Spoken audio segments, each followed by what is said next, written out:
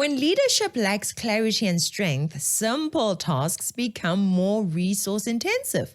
Under hard-working, honest, and competent leadership, these challenges would be easier to tackle. Weak leadership, however, struggles to effectively utilize the resources at its disposal to get the job done. The ANC fails to do its job, and every time that it fails to achieve what it was supposed to, it starts establishing new things to help it do the work it was supposed to achieve under the previous new thing. In 1995, the ANC promised to make sure that it buys up 30% of the land by 1999 as part of its land reform program.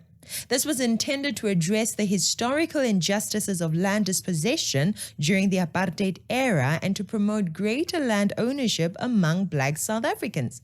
The ANC obviously failed to do this, hence we now have the expropriation bill, which was signed into law. When Nelson Mandela became president in 1994, the campaign promise contained in the Reconstruction and Development Program was that there would be a 30% transfer of land in the first 5 years of democracy, not 2014, in the first 5 years of democracy. That would have taken us to 1999. And those numbers were based on what they thought the market activity at the time looked like. At the time, there were 6% farms that were sold every year. So they just did a rough calculation, 6 times 5, and then they thought, all right, perhaps we can do with 30% in the first 5 years. After the first 5 years, the numbers were abysmal. We were talking not more than 1%. Last year, it's President Ramaphosa who gave a speech at the ANC conference. He said that only 11% had been transferred. 11%, those were his numbers. And so that means that compared to the goal of 1999, as of 2022, we were sitting at 11%. Now, that's the president of the country speaking. So it's quite clear that this has been an abysmal failure. The most comprehensive study on this was conducted by former President Kgalema Motlanthe. And I think they did research over a period of 3 years. It was a devastating report that they ultimately produced, because what it showed was that if we continue according to the current trajectory, and we include, because you remember President Zuma also opened up the process, we include old order claims, new order claims, and then we try and solve all of those. They said that it would take us 700 years to ultimately complete the entire process of land reform. Notwithstanding that report, there has simply been no action on the part of the state to recognize the crisis that we face as far as land redistribution is concerned. Land reform is actually a mandate of the Constitution to the government. The ANC government was elected in 1994 in part to give black people the land that they lost under apartheid. And it was a central part of their mandate. So they elected to ignore this mandate over a period of 30 years.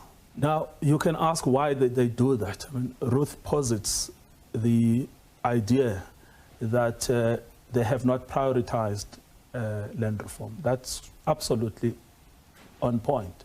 There are many other things they have prioritized, but land has not been one of them. The approach of the government, as Ruth points out, has been that land reform is about getting a few farms to as few black people as possible. And one of the problems with that approach is who gets to choose who these people are. And the numbers that have been given actually by PLUS itself, which is Ruth's center, has been that there is a considerable number of elites, people that have access to the government. And they are the ones that are enjoying the benefits of land reform. Land redistribution has been a catastrophic failure. From a purely statistical perspective, if you look at how much land that was previously owned by white people as a result of colonialism and apartheid did in fact transfer hands into black hands. So if you look at those numbers, it's plain that there has been a failure. The ANC was supposed to build more quality schools in order to accommodate all our children. They failed to do that, so then they signed the BELA bill into law.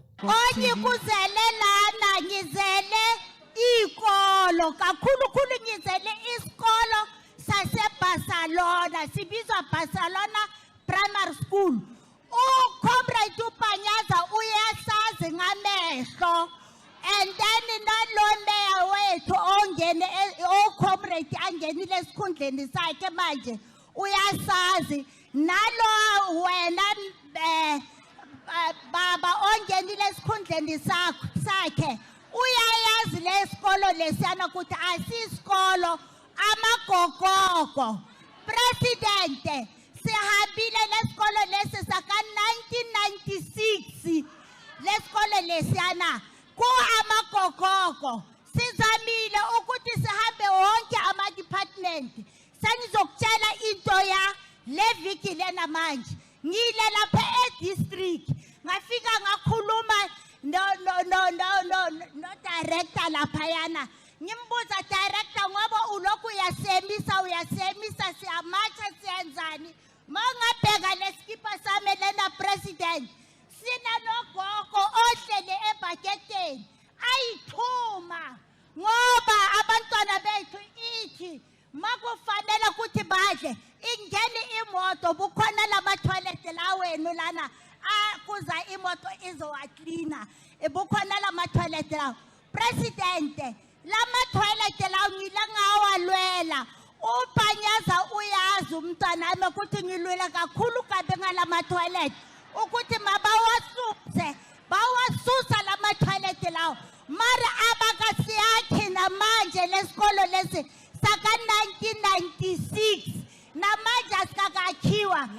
President joba ngiphetele ithombe lesi ngifuna ukukunikeza zona esandleni uhambe naso uzibone angifuna ukukhuluma into yakusasa. Thank you very much. Thank you very much, ma. Thank you very much. Let's have a microphone. Zonke zithathe president ngifuna ukuzibona mina ngikhalela isikolo president. All right. Athi isikolo president. All right. Isikolo ngibuye eJohannesburg. All right. Ngiyobashela ukuthi mabakhe isikolo. All right. Mama ufuna isikolo. Ngicela izukulu zami. All right, ma. Isikolo. Thank you. Khawula president. Ngiyacela. Thank you. Banyaza mntana wami. Banyaza ukuma na uzokhawula mama. Ngiyacela Banyaza akheni iBarcelona Primary School. Ngangubaba uLusifi ukhona la. Baba uLusifi wasibalekela la sikubizela indaba yesikolo isizuzile primary school. I-Department of Education usasekhona babesithembisa ukuthi isikolo sizokwakhiwa ngebudget ka 2017-2018. Until today leso sikolo sakakhiwa isikolo samazozo phansi ku-floor akusahambeki ingane ziyawela phakathi besicela nisilungisele leyo nkinga leyo.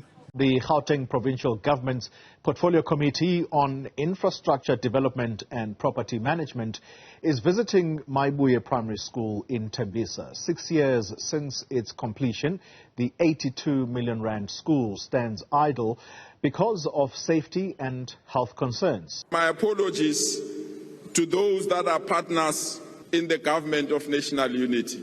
Comrade President, there is something that is called the Basic Education Amendment Laws. I'm asking you, President, politely and respectfully so, sign that law. Sign that law. All our children must be in the same classroom and taught by the same teacher. What's wrong with that particular proposal? What's wrong with that particular proposal? That the language of teaching must incorporate all 12 languages, that there must be no language that is excluded. What's wrong with that particular proposal? President Cyril Ramaphosa has signed the Basic Education Laws Amendment Bill into law. He will, however, delay the Act's full implementation by 3 months to allow for further consultation.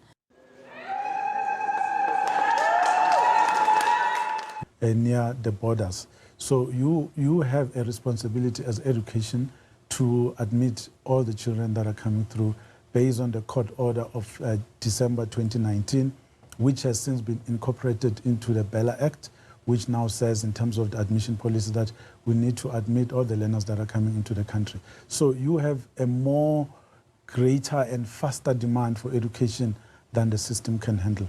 Yeah, that's interesting that you mentioned the BELA Act, because and here's the thing, the legislation in and of itself says no child must be denied an education. And so this is a problem that we see going forward. But I'm going to stay with you a little bit, because what you have not done is give me the ratio. Can you give me what the ratio looks like in some of the worst cases? So in a place like Umlazi district, for instance, where you're saying that there's a concentration of immigration and semigration happening there, what is the worst cases that we've seen? No, you go into some schools to find over 100 learners inside a classroom, one classroom, where teaching becomes impossible.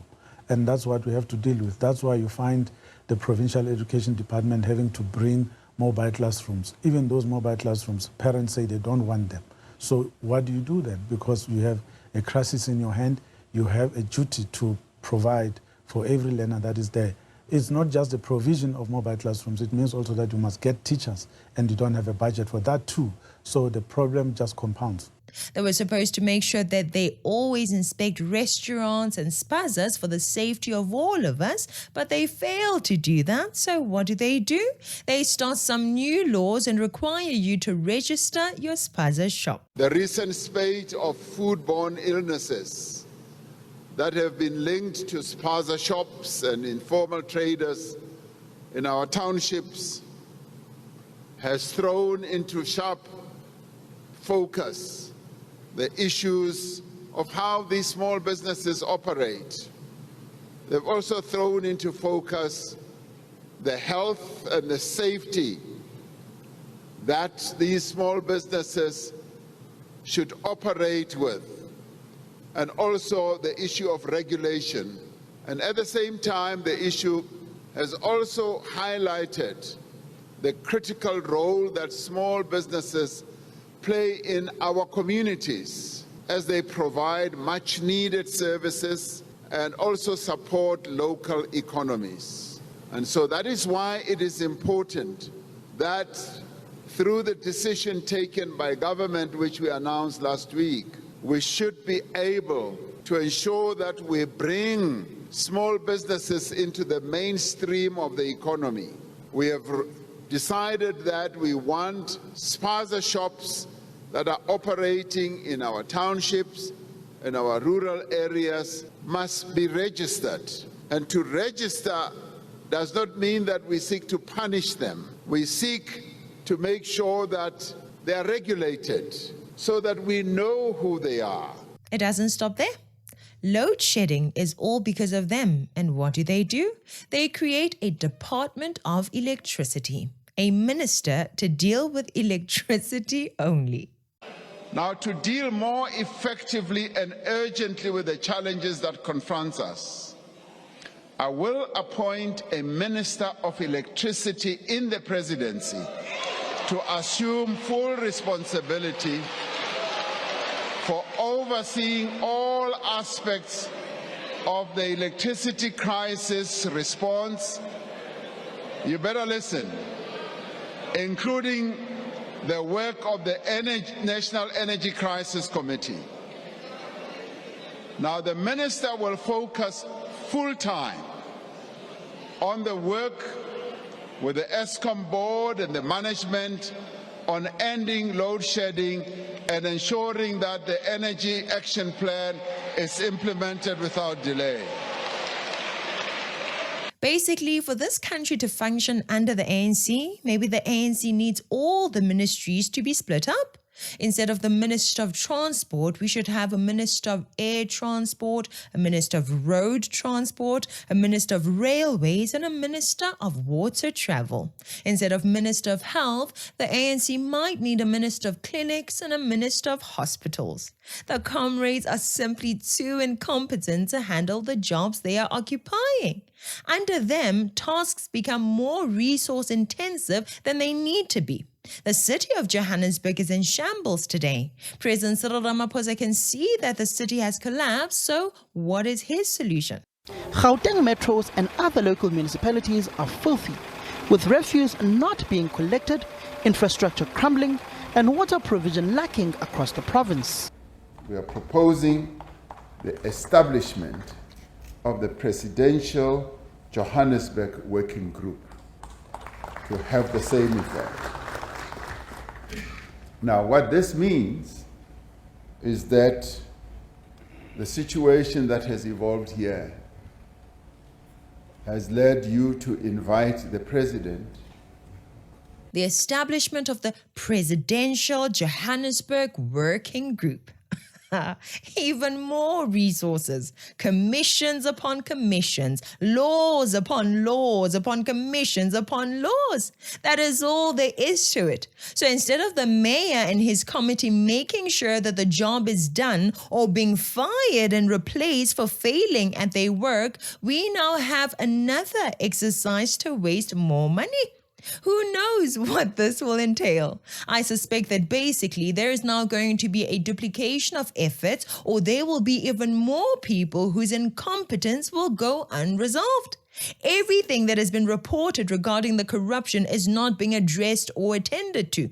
No one is going to jail for anything. No consequences for getting Johannesburg to the sorry state that it is currently in. Every time there's a problem in this country, the ANC forget to do one important thing: mention the corruption, laziness, and incompetence that led to the problem. Money is being lost. Foreigners are living in dark buildings where the owner has given up the collection of rent because gangsters are in charge. Taxis do as they please, disregarding the rules of the road. Sewage is running along the road. Waste is not being collected. Counterfeit goods are being sold on the streets of Johannesburg in broad daylight. Crime is rampant. These and other issues have been escalating in Johannesburg for years, yet the ANC has failed to take any decisive action to address them. We are the president of the G20, all of us collectively, one and all. And as we are going to be getting visitors throughout the year, let us make our province and indeed our country presentable. As we do in African tradition, when visitors come, we make sure that our abode, poor as it might be, and Johannesburg and Gauteng must be at its best in terms of the physical presentation, in terms of the environmental presentation, in terms of the built-up environment where the meetings are going to take place. I say so advisedly because when we go to other locales around the world to hold various meetings, we find that those places are in tip-top position. Why is President Cyril Ramaphosa only talking about Joburg now? There's no one who doesn't know about the state of Johannesburg in South Africa. There is no way he is only learning about the state of Johannesburg now. He's only talking about it because the G20 will be held in South Africa this year. That's all. If it wasn't for the G20, I don't know if or when he was going to confront and address this issue. Mind you, the ANC's way of confronting and addressing issues is by establishing these commissions of inquiries and these little get-togethers, which, by the way, cost you and I as the taxpayers. Similar to the Zondo Commission. Wasted money and nothing to show for it. The chief culprit and his supporting minions are still roaming the country claiming to be victims. In case you forgot, the Zondo Commission, aka State Capture Inquiry, ran for 4 years and cost us 1 billion rand. And what have we got to show for it? Without addressing the causes of these problems, there is no fixing the places. How do you fix the city of Johannesburg without addressing the policing issues? Without resolving the immigration issues, the drug dealer issues? Whatever they do now will be similar to applying lipstick to a pig. They will sweep the streets and wash the walls, police the place for a while, and then after the G20 guests are gone, the same issues will spring back into the foreground. Yeah, ne? Honestly, if you still vote for the ANC after watching all these videos, I don't know what else to say to you. I just don't know. Anyway, that's it for today. Please like, share, and subscribe. To support the work we do, to please buy a t-shirt, join our channel membership, or donate to our account. All the details are always in the description box below. Thank you so much for watching. I'm Katlego. This is Citizen Concerned. And until next time, beware of the comrades.